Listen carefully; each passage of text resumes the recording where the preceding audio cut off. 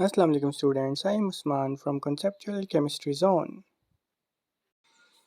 अस्सलाम वालेकुम students, I am Usman from conceptual chemistry zone और आज हम सेकेंड ईयर की बुक में से चैप्टर नंबर 10 की एक्सरसाइज सॉल्व करेंगे। इसमें पहला क्वेश्चन जो है वो फिल इन द ब्लैंक से रिलेटेड है।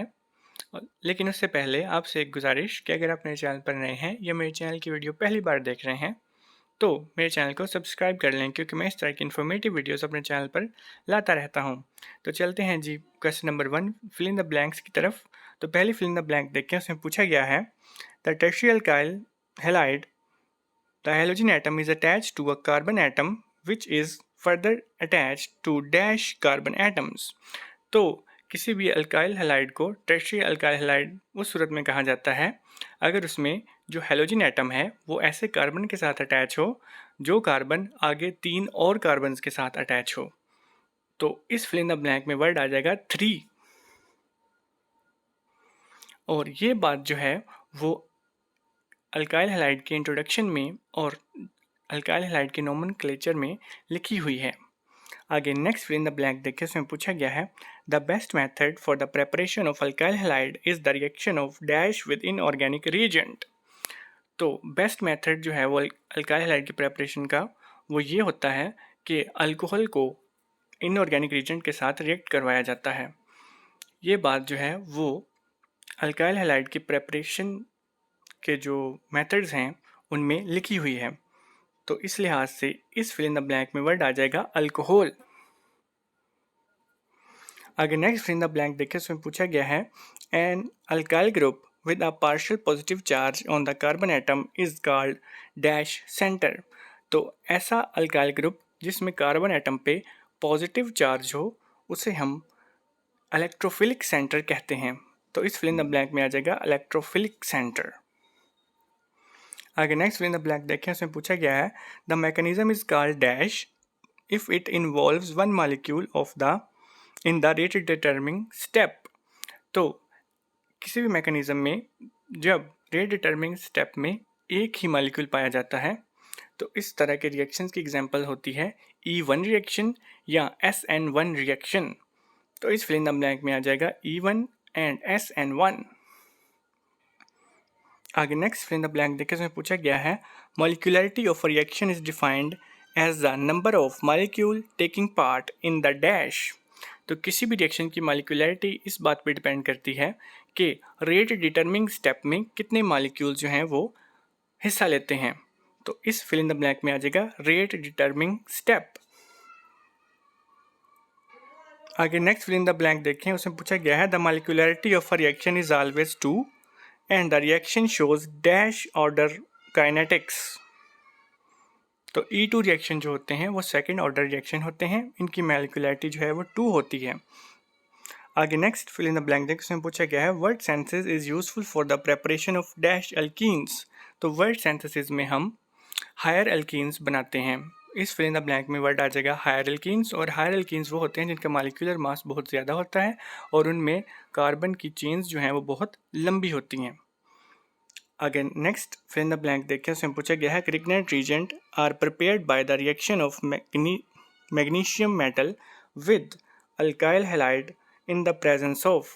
तो जब भी हम ग्रिग्नेट रिएजेंट बनाते हैं तो उसमें मैग्नीशियम मेटल का रिएक्शन हम अल्काइल हैलाइड के साथ कराते हैं और ये रिएक्शन जो है वो एनहाइड्रस ईथर की मौजूदगी में होता है। यह बात आपने याद रखनी है, ये एग्ज़ाम में बहुत बार पूछा जाता है। और जब भी ग्रिग्नेट रिएजेंट का क्वेश्चन आता है तो बच्चे ईथर जो है या एनहाइड्रस ईथर जो है वो कंडीशंस में लिखना भूल जाते हैं। आगे नेक्स्ट क्वेश्चन जो है वो MCQ टाइप से रिलेटेड है। उसमें पहले MCQ में पूछा गया है in primary alkyl halide the halogen atom is attached to a carbon atom which is further attached to how many carbon atoms. तो इसमें ऑप्शन नंबर सी जो है 1 वो करेक्ट ऑप्शन है, क्योंकि प्राइमरी अल्काइल हैलाइड में हैलोजन एटम ऐसे carbon के साथ अटैच होता है जो कार्बन आगे फर्दर एक कार्बन के साथ अटैच हो। आगे नेक्स्ट MCQ देखिए, उसमें पूछा गया है the reactivity order of alkyl halide for a particular alkyl group is. तो इसमें भी ऑप्शन नंबर सी जो है वो करेक्ट ऑप्शन है। आयोडाइड जो है उसकी रिएक्टिविटी जो है वो ज़्यादा होती है ब्रोमाइड से, और ब्रोमाइड की क्लोराइड से, और क्लोराइड की जो है वो फ्लोराइड से ज़्यादा होती है। आगे नेक्स्ट एमसीक्यू देखने से पूछा गया है, when carbon dioxide is made to react with ethyl magnesium halide followed by the hydrolysis the product formed is. तो इसमें ऑप्शन नंबर बी जो है वो करेक्ट ऑप्शन है, क्योंकि जब हम कार्बन डाइऑक्साइड को ग्रिग्नाइट रिएजेंट से रिएक्ट करवाते हैं और बाद में उसकी हाइड्रोलिसिस करवाते हैं तो जो एंड प्रोडक्ट बनता है वो प्रोपानोइक एसिड बनता है। ये बात जो है वो ग्रिग्नाइट रिएजेंट के रिएक्शंस में लिखी हुई है। आगे नेक्स्ट एमसीक्यू देखें, उसमें पूछा गया है, Grignard reagent is reactive due to. तो ग्रिग्नाइट रिएजेंट जो है उसकी रिएक्टिविटी डिपेंड करती है पोलैरिटी ऑफ कार्बन और मैग्नीशियम बॉन्ड पे। इसमें ऑप्शन नंबर सी जो है वो करेक्ट ऑप्शन है। आगे नेक्स्ट एमसीक्यू देखें, उसमें पूछा गया है, SN2 reaction can be best carried out with. तो SN2 जो है वो बेस्ट कैरिड आउट होते हैं प्राइमरी अल्काइल हैलाइड के थ्रू। इसमें ऑप्शन नंबर ए जो है वो करेक्ट ऑप्शन है। आगे नेक्स्ट एमसीक्यू देखें, उसमें पूछा गया है, एलिमिनेशन बाईमॉलिक्यूलर रिएक्शन इन्वॉल्व्स। तो एलिमिनेशन बाईमॉलिक्यूलर रिएक्शन जो है उनका ऑर्डर जो होता है वो सेकंड ऑर्डर रिएक्शन होता है, क्योंकि इनकी मॉलिक्यूलरिटी 2 होती है, इस लिहाज से इनका ऑर्डर जो है वो सेकंड ऑर्डर रिएक्शन है और इसमें ऑप्शन नंबर बी जो है वो करेक्ट ऑप्शन है। आगे नेक्स्ट एमसीक्यू देखिए, इसमें पूछा गया है, for which mechanism the first step involve is the same. तो इसमें ऑप्शन नंबर ए जो है वो करेक्ट, इसमें ऑप्शन नंबर डी जो है वो करेक्ट ऑप्शन है। E1 और SN1 जो हैं उनका जो मैकेनिज्म है वो टोटली सेम होता है। तो ये एमसीक्यू जो है ये MD कैट ई कैट जैसे एग्जाम्स के लिए भी बहुत इंपॉर्टेंट है और एग्जाम में बहुत बार पूछा जाता है। आगे नेक्स्ट एमसीक्यू देखें, alkyl halide are considered to be very reactive compounds towards nucleophiles because. इसमें ऑप्शन नंबर बी जो है वो करेक्ट ऑप्शन है, because they have good electrophilic centre and a good leaving group. आगे लास्ट एमसीक्यू देखिए, उसमें पूछा गया है, the rate of E one reaction depends upon. तो इवन रिएक्शन जो है उनका रेट जो है वो कॉन्सेंट्रेशन ऑफ सबस्ट्रेट पे डिपेंड करता है। इसकी मॉलिक्यूलरिटी सिर्फ एक होती है, इसलिए इसका रेट जो है वो सिर्फ सबस्ट्रेट की कॉन्सेंट्रेशन पे ही डिपेंड करेगा और इसका ऑर्डर जो है वो फर्स्ट ऑर्डर होता है, इसलिए ऑप्शन नंबर ए जो है वो करेक्ट ऑप्शन है।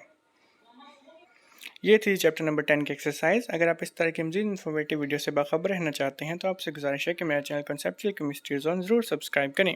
Thank you so much for watching. अल्लाह हाफिज़। For this type of more informative videos, please subscribe my channel Conceptual Chemistry Zone. And thanks for watching.